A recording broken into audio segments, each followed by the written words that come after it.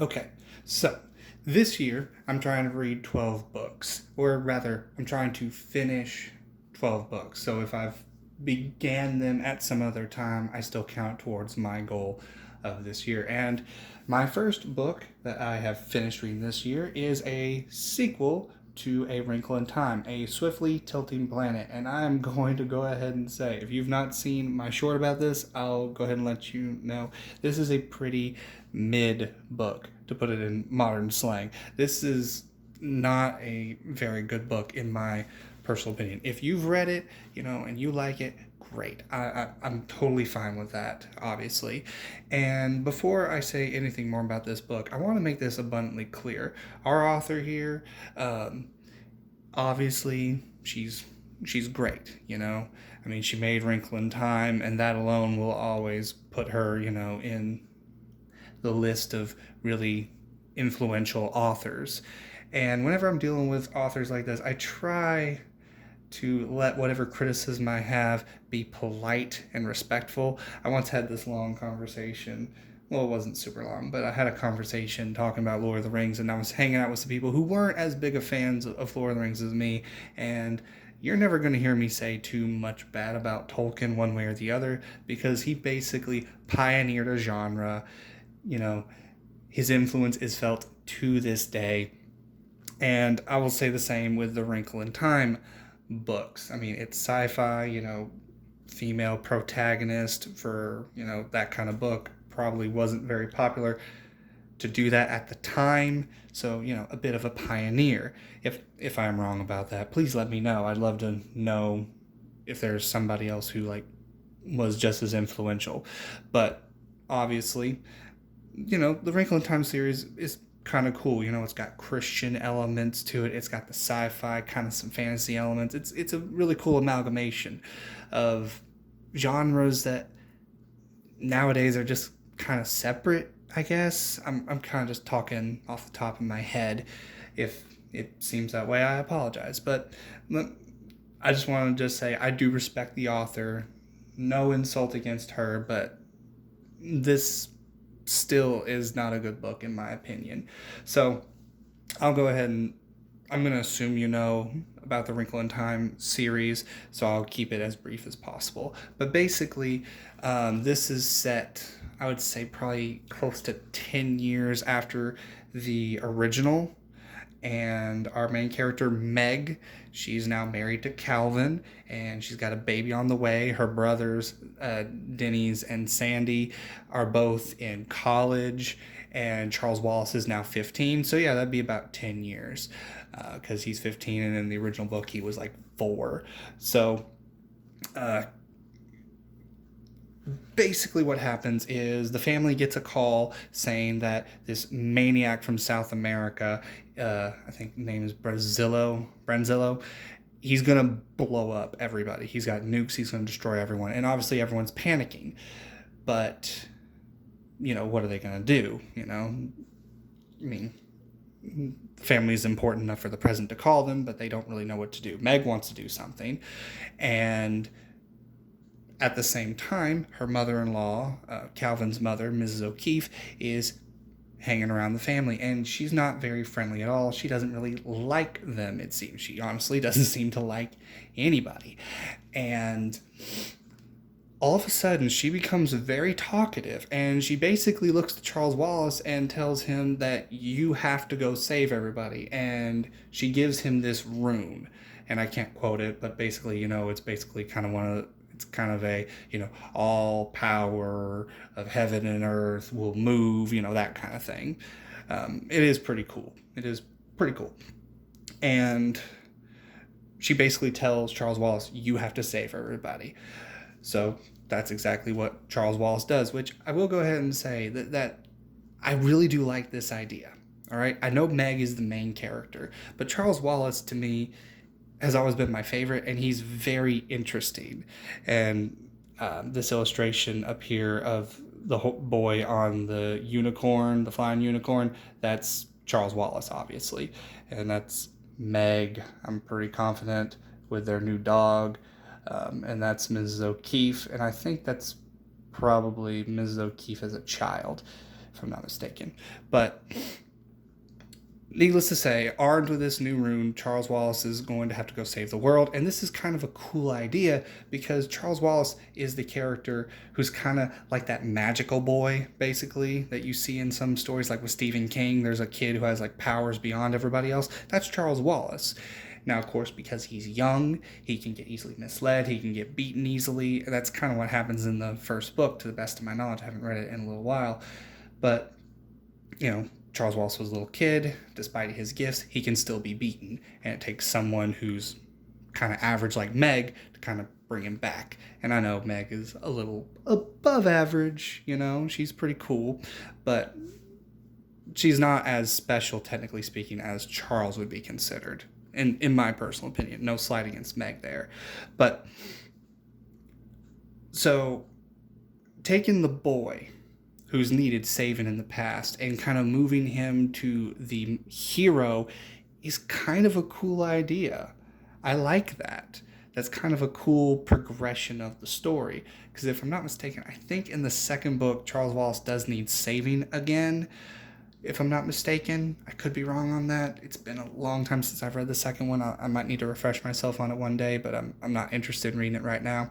But he goes off to save the world, and he uses the rune, and this unicorn here, I think his name is Gaudier, shows up, and basically they're going to go across time and space and visit some possible realities. So basically they're going across time, space, and crossing into different universes, I guess would be the best way of explaining it. And while they're doing that, they're going to hopefully save the world. Meg, on the other hand, she stays behind, and basically she has a mental link with Charles Wallace, so she tries to mentally help him and keep track of what's going on. Mrs. O'Keefe doesn't really do much throughout the book, outside of, basically being part of the inciting incident, telling Charles this is what's going to have to happen. So, I'm trying to remember. It's not a bad setup, but the execution's pretty awful. Because here's what happens. Though Charles Wallace is our hero and Meg is our protagonist, both of them kind of take a backseat for most of the story. Because when Charles Wallace goes to a different time or place, he doesn't go interact with that world. He goes and becomes a part of it. There's a particular person at that time and place that he connects to, and he becomes a part of them. He literally has to let himself go and be a part of their mind, which is, kind of a cool idea, that he has to completely merge with them. But then the problem is, Charles Wallace isn't doing anything. And it's really hard to tell what he's actually doing. Because every single chapter where Charles Wallace has merged with somebody else, that's the character. That's the focal character of that chapter. Charles Wallace almost ceases to exist. And obviously when he leaves that place, we'll have, some time with Meg, seeing what's going on with her. Charles Wallace and the unicorn will have a conversation, that kind of thing. But that whole thing really does drag the book down, because you're basically just following these seemingly unconnected parts, and you're wondering throughout most of the story, what's the connection here? What's the connection? Now, if I'm understanding it right, the connection, once you get through the book, this does have some spoilers, so I apologize if you're really wanting to read this book. So if you're wanting to read it, stop now, go read it, and then you can come back. Give you about one more second. Okay, so turns out these events are connected because they're all connected to Mrs. O'Keefe's family. It kind of tells us where this rune has come from and the lineages that have led up, because you find out that Mrs. O'Keefe and this crazy guy from South America are technically connected. They have a similar family line. And so that's part of it, but there's also a little bit of alteration as well. Charles Wallace does succeed in helping change history. So a cool element is, at the end of the book, basically you have that, kind of like that Back to the Future moment where characters are talking about certain things and the main character's like, that's not what happened. They're like, of course it is. Of course it is. Kind of like, at the end of the first one, where his brother now, where Marty's brother has a job, his sister has a date, his parents are cool now. And he's just standing around going, what on earth has happened? And that's basically what happens, because Mrs. O'Keefe knows kind of what's gone on. Meg and Charles Wallace and everyone else is like, y'all, this is how it's always been. What are you talking about? That there is no crazy South American dictator. That guy's pretty chill. He's pretty cool. We all like him. So there is some cool ideas here. And I'll go ahead and talk about one element of the story that's really interesting and a little dark. You actually do delve into Mrs. O'Keefe's childhood, because if I remember correctly, the very first book makes it clear that Calvin does not fit in with his family. His family is very distant. They're very odd people, and Calvin's much more outgoing. He's a lot happier, and it's kind of cool to get to be around Mrs. O'Keefe and see who she is, what she like. And that was a cool part. And you go back to her childhood and you see she actually was happy to a certain extent. She had a younger brother, everything was fine, and then everything changed once her father died. When her father died, this guy stepped in to marry her mother, and he was abusive and everything. And this is where the story kind of gets almost too dark for me, because I always think of the Wrinkle in Time series as a children's series.